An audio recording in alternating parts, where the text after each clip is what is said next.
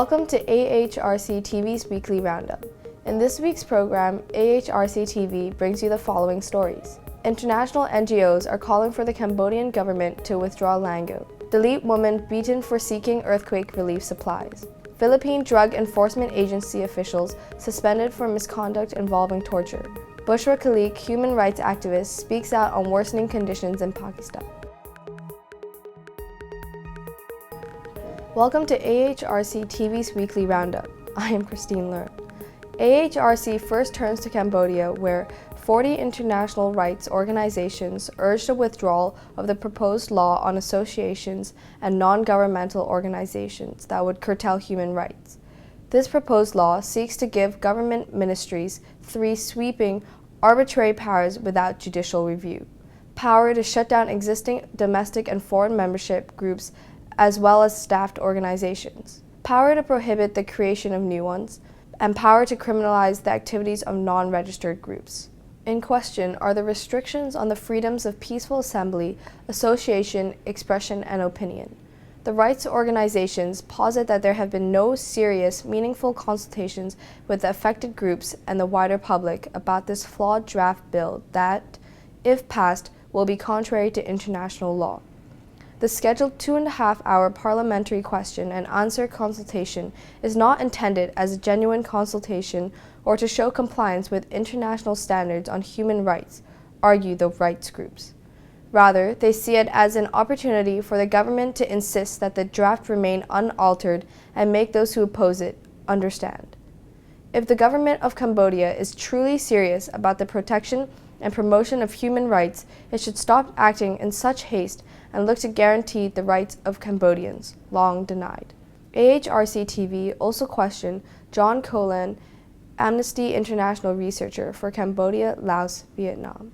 Well, in the last 20 years, there have been huge changes in Cambodian society. There have been huge social changes, and part of this has been an increasing awareness amongst the population of issues of equality and issues of justice. Local and international civil society has played a huge role in informing ordinary people of their rights and empowering them to stand up against injustices that are happening around the country. This has happened right down to the village level. People in Cambodia are empowered like never before and will speak about injustices. This is what the NGO law is about. It's about providing the authorities with capacity to control groups and to control citizens, to censor their voices and to punish those who are deemed to have spoken out of line. Yeah, it's true that there appears to be an attack on democratic space around the world, including through legislative efforts to restrict civil society and specifically to punish outspoken critics of government, authorities and powerful elite. And Cambodia is no different to a number of countries in trying to control civil society. What Cambodia is different, however, is that it holds itself out to be a liberal democracy. Cambodia's constitution guarantees people a central role in how the country is governed. It guarantees the right to freedom of association, the right to freedom of expression, and the right to take part in the political and social life of the country. Passage of the NGO law will fatally undermine these rights and how they are enjoyed by people right across the country. There are really 2 main problems with the NGO law.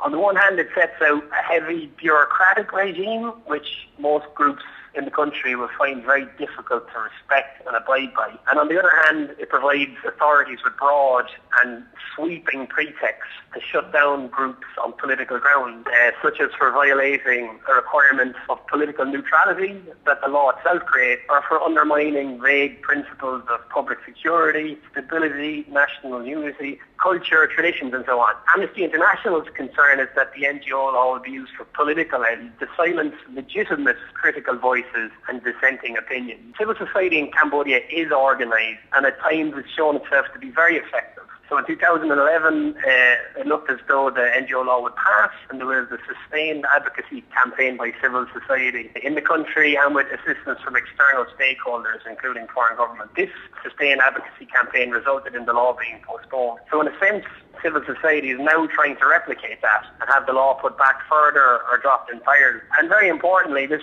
is not a foreign imposed agenda, but comes from ordinary people throughout the country who are saying that they do not want this law. Unfortunately, the civil society has been excluded from the process the very stakeholders that the law is going to impact. Fundamentally, the draft is in violation of Cambodia's human rights obligations, both in domestic law and in international law. International treaties that Cambodia has signed and its own constitution guarantee the right to freedom of association. That is the right to form groups and legal entities to work on specific shared interests. So this law, the NGO law, would place restrictions on freedom of association that just go beyond what is acceptable. It provides broad grounds to close groups down, groups that the authorities simply don't like, and it is administratively burdensome to a point that serves no legitimate interest. Significantly, the right to freedom of association protects informal association, which means it protects informal groups who come together and do not register. The NGO law would require all groups to register, however informal they may be in practice, and it provides for criminal sanction for groups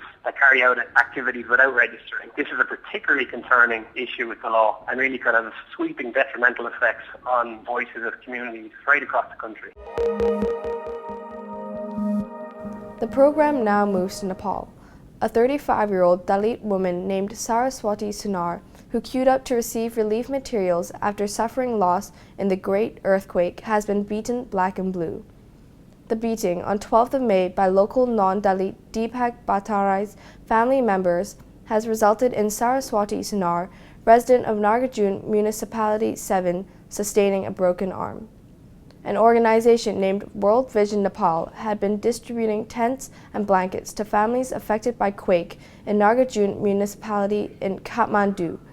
Saraswati had lined up for this relief when she was assaulted. When the AHRC contacted World Vision Nepal, Surendra Dakal, humanitarian emergency manager, was diplomatic. He sidestepped the issue and said World Vision Nepal had been more focused on providing relief to earthquake victims and will continue their relief distribution. AHRC TV interviewed Saraswati Sunar to hear her side of the story. जिल्ला अदालतमा मैले जेठको 31 गते मुद्दा दर्ता गरेको छु के रे कुटपिट सम्बन्धीको र गाली क्लोज सम्बन्धीको वास्तवमा यो मुद्दा जातीय छुवाछुतको विषयमा हुनुपर्ने थियो जुन मलाई पटक पटक कहिले मन्दिरमा पस्न नदिने भनेर मन्दिरमा पस्न आइ भनेर कुट्ने कहिले चाहिँ मन्दिरै छेउमा रहेको पार्टी छ त्यो पार्टीमा चाहिँ महिला समूहहरुको मिटिङमा भित्र पस्न खोज्दाखेरि कुट्ने यस्ता खालका कहिले चाहिँ दलित भएर नेतृत्व गरेर हिँड्ने भन्दै कुट्ने विभिन्न खालको टर्चरहरु एउटा सामाजिक टर्चरदेखि मानसिक टर्चरसम्म उनीहरुले दिइराछन् अब त्यो भइसकेपछि अहिले पनि रातकै विषयमा पनि दलितहरुको नामको रात जति गैर दलितहरुले लाने यो गर्दाखेरि पनि उहाँले सिधै भन्नुभएको छ कि त कमिनलाई केको रात भनेर चाहिँ उहाँ सिधै यस्तो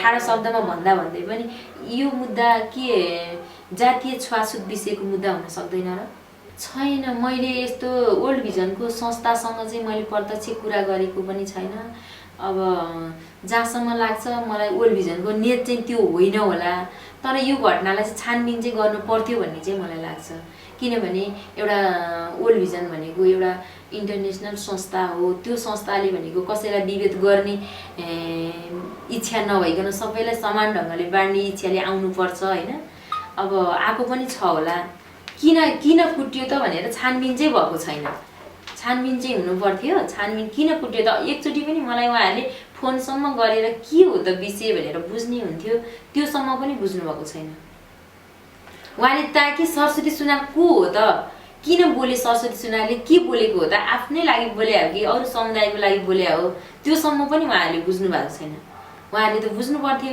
किन यत्रो झगडा भयो के कारणले झगडा भयो उहाँले त बुझ्नु पर्थ्यो This incident is an example of the injustices taking place in Kathmandu itself during relief distribution after the Great Earthquake in Nepal. Next, AHRC TV reports on the misconduct of law enforcers and the injustice faced by torture victims in the Philippines. The UN Committee Against Torture had requested the Philippine government to provide information on the status of any investigation. On 25th November 2014, the government finally responded. One of the cases involves Kamid, a man from the Sarangani province in Mindanao. He was arrested on 10th April 2010 by law enforcers attached to the Philippine Drug Enforcement Agency. Upon being arrested, according to Kamid, PDEA agents planted illegal drugs as evidence to prove he was involved in drug trade. Additionally, he was forced into signing a statement admitting that he owned the drugs that were earlier planted on him. As a result, the agents have succeeded in, firstly, building material evidence of illegal drugs, and secondly, gaining testimonial evidence through forced confession from the victim. The actions of the agents demonstrate how and why innocent victims like Kamid are taken to law enforcement headquarters and how subsequent acts of torture against them are justified. When Kamid questioned the legality of his arrest, public prosecutors ignored his claims. This explains why, in the government's response to the CAT Committee's request for information, it stated that Kamid was charged as part of an anti-drug operation as opposed to the report's statement that he had been arrested as a result of his confession. To date, a PDEA investigation and the Office of Ombudsman for Military and Other Law Enforcement Officers have found the same PDEA agents guilty of simple misconduct with regard to arrest and acts of torture against the victim. These agents were suspended for a month without pay on 12 August 2013. Kamid's case is but one example of innocent persons being wrongly accused and ending up in jail. On 23 December 2014, Kamid was temporarily released on bail.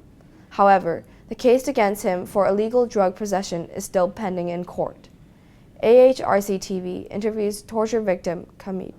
Dili to siya mga bypass operation, pero kay duha ra man to sila nagdakop sa kuha. Katong ang chief operation sa PDEA kanya adto sa 2010 nga si RC Adam o katong ilang agent nga si Richard Utor, nga ginaingon ilang Richard Utor. Nya pag abot dito sa PDEA compound, ano to ilang akong ulata. Itabangan nila walo to sila kabuok.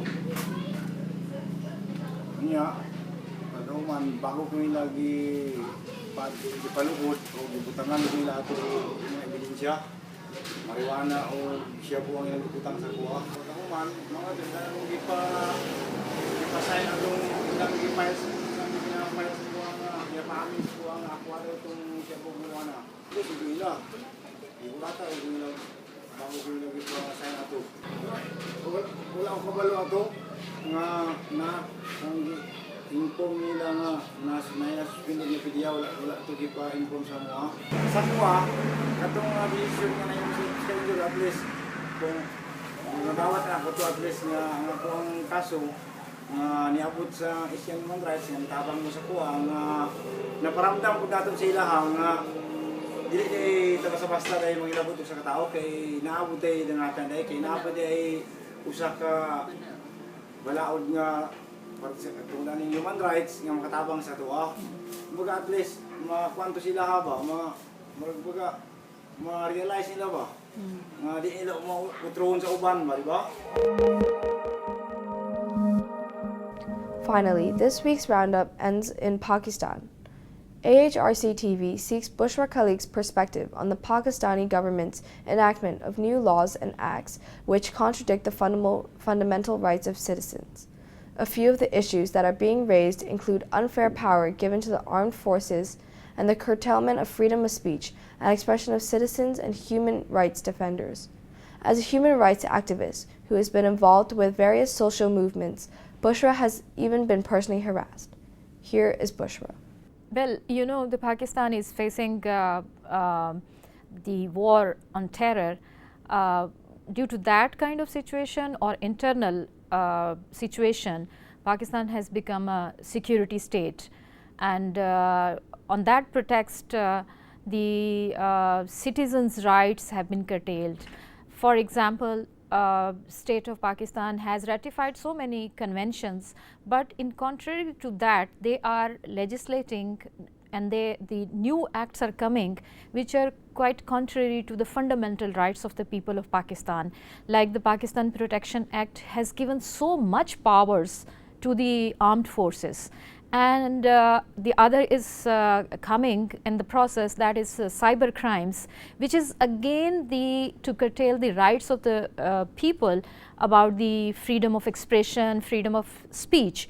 So under these circumstances, we feel that the citizens of Pakistan, especially the voices of the human rights defenders or the human rights workers, has been shrinking, and now this is a new trend in Pakistan where we have great concern about that, the targeting and the elimination of those people who raise the voice about the human rights violations in Pakistan. And recently one person, female activist, who arranged the seminar about the Baloch missing persons, have been killed just after the organizing the seminar.